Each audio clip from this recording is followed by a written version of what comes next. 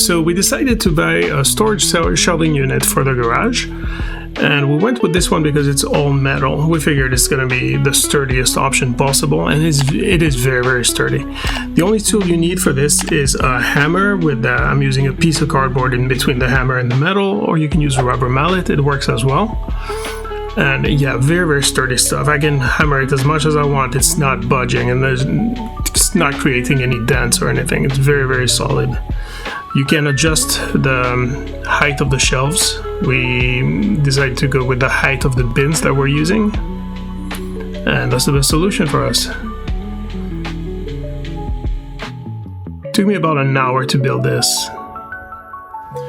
So we're done with the shelving unit, and I'm going to show you something. All right, so I'm all done building this thing.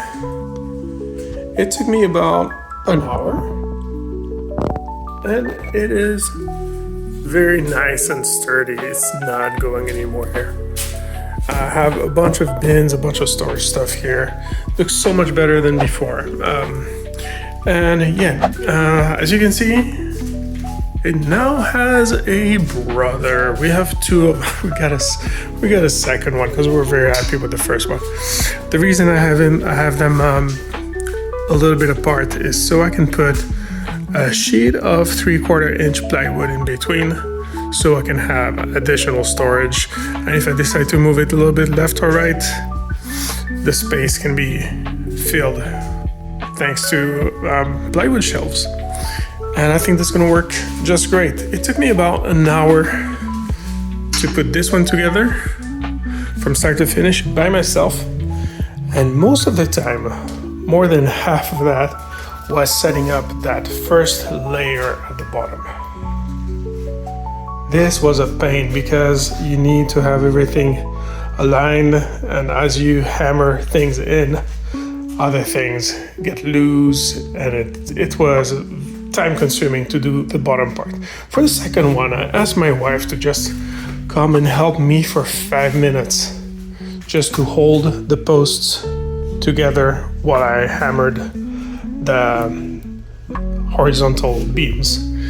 And it took me, I'm not kidding, it took me about 20-25 minutes to do the whole thing, just thanks to her helping me for 5 minutes. So I highly, highly recommend that you get a helper for at least the first layer at the bottom. Unless you have an extra set of hands somehow, I think you need a helper for the first little layer. Yeah, very, very good stuff.